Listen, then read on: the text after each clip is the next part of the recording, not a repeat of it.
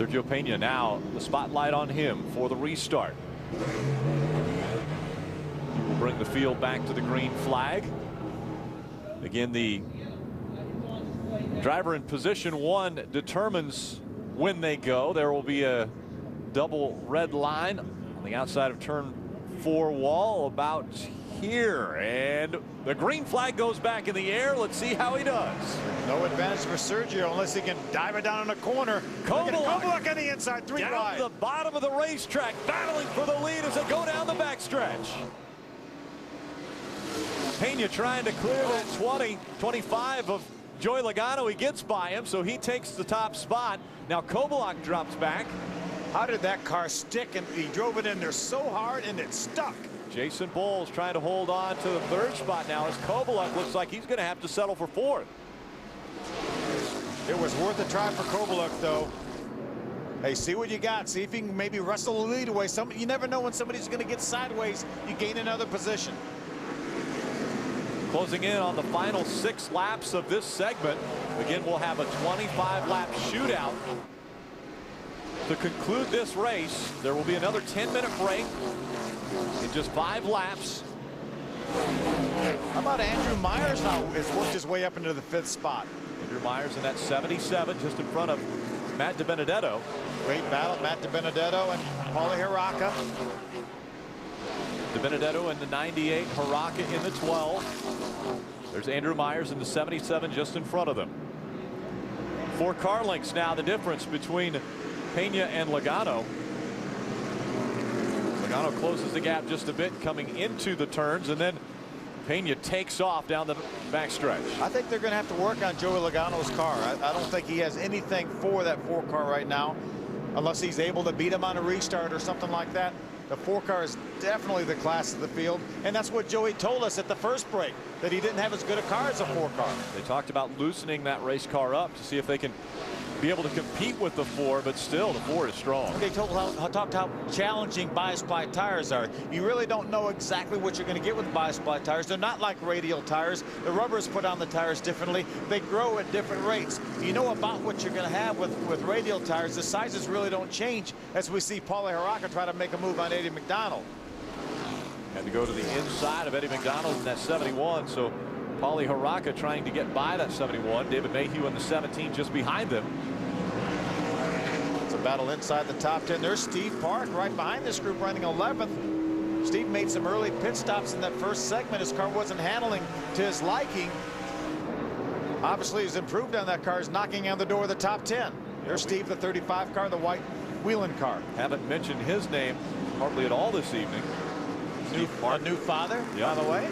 Congratulations to Steve Park and his wife.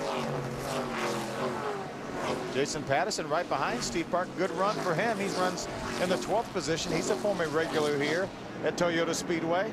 And there's the caution for our 200-lap break. This will be the final 10-minute break for the K&N Pro Series and the Toyota All-Star Showdown. This time it is the youngster, Sergio Pena, out in front of Joey Logano. They will have just 25 laps to go to conclude this one.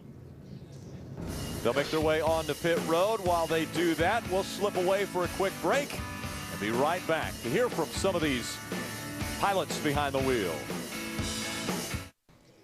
February 12th, the trucks are back on speed. We're there for the first battle on the high banks of Daytona. Todd Bodine and his racing team.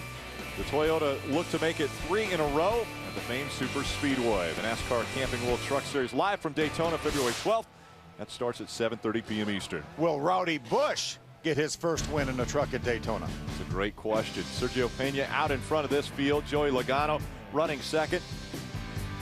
After 202 laps, Jason Bowles is third. Matt Kovaluk has made his way up into the top 5 and actually was challenging for a top 3 position before the final caution has come out. Well, we think final caution, actually. Probably not. Probably not. We may have a few more cautions because this one is really going to heat up. Only 25 laps remain in this one. It goes to lap 225. So, Phil, we've seen the young guys really put on a great show up front, but there's some veterans that are back there jockeying for positions to be in the right place at the right time when the checkered flag flies. Well, they really are, but, you know, we see these guys running side by side. They're not touching too much.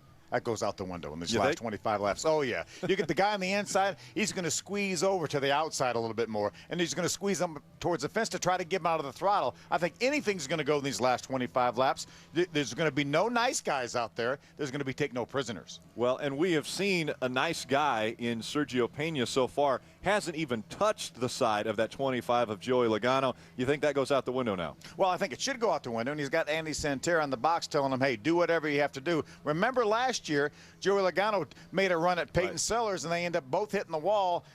Joey Logano got to the start-finish line first. They took the win away from him for rough driving, and that gave the win to Matt Kobluk. So I think anything's going to go, and you know, this is such a huge race. No points, and obviously Joey Logano's not racing for points anyways, so points are out the window, so we don't worry about that, and we've got 3 months to fix the cars.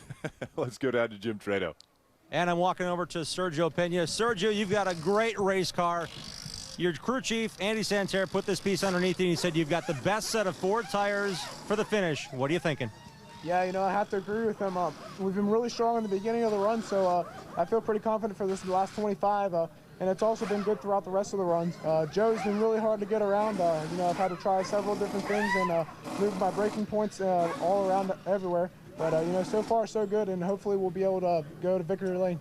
You've restarted on the inside. You've restarted on the outside. What are you thinking now, being told you got to start on the inside as the race leader on, so we get back going? Yeah, I feel a little bit more comfortable being able to set the pace rather than being on the outside. I've been spinning the tires a little bit too much on the restarts, but I guess that's something I just got to work on when we get back to Mooresville. And he'll probably have to get working back on that biology exam for this coming week as well. As again, as he's just in the 11th grade, but man, what a great kid, what a great charge. Matt Kobluk, the most successful driver in the history of this race. How do you run the tail end of it? You just run it wide open, Dick. I mean, this is the first time with a 25-lap shootout. We've had 50 in the past, so this last 25 is everything you got. So we're going to make a small adjustment here on the Mohegan Sun Chevrolet, and we're going for it. That bonsai move that you made to the bottom, you're going to be starting on the outside. Can you make a bonsai move on the outside at the green? No, I won't be able to from the outside, but we'll see. We'll get there. All right, good luck to you. Jim. Guys, I was going to ask the crew to get the window net down, but you see Harry Norcross here with Mike Olson's crew bending out the right front fender slightly. There's been a bit of damage here. As Joey, you've got a great race car, but your crew chief said not just good enough. What'd you guys do for the final 25? We're swinging for the fence. We're definitely not fast enough.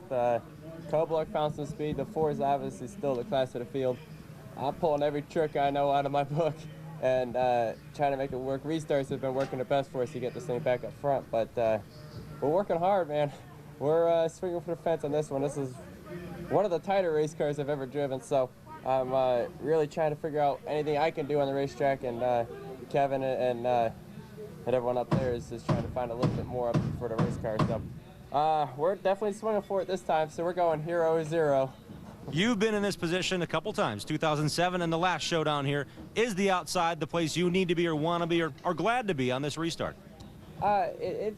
It's pretty neutral. You know, the bottom guy can't control the outside guy, and you get to go when you want to go on the restarts, but the outside line is the preferred line. So if you get a little bit on him and get ahead of him into the corner, you could have something. So that's the fun part about this racetrack. Last 25 laps, and there's a lot of room to race, so it's going to be a blast. Should be fun. Dick? Jason Bowles in 3rd place. This race winds down. So does your career with this car. How do you run your final laps for this team? You know, we're going to go 110% here at the end. We made a few more changes, and hopefully we can get to the lead. And we're starting on the inside, so we'll see what we got on the bottom. It's a little bit tough down there tonight, a little slick, but you know, we're going to go for it as hard as we can and see if we can get it up to the front here. Some early electrical problems. Have you got enough juice to make it to the end?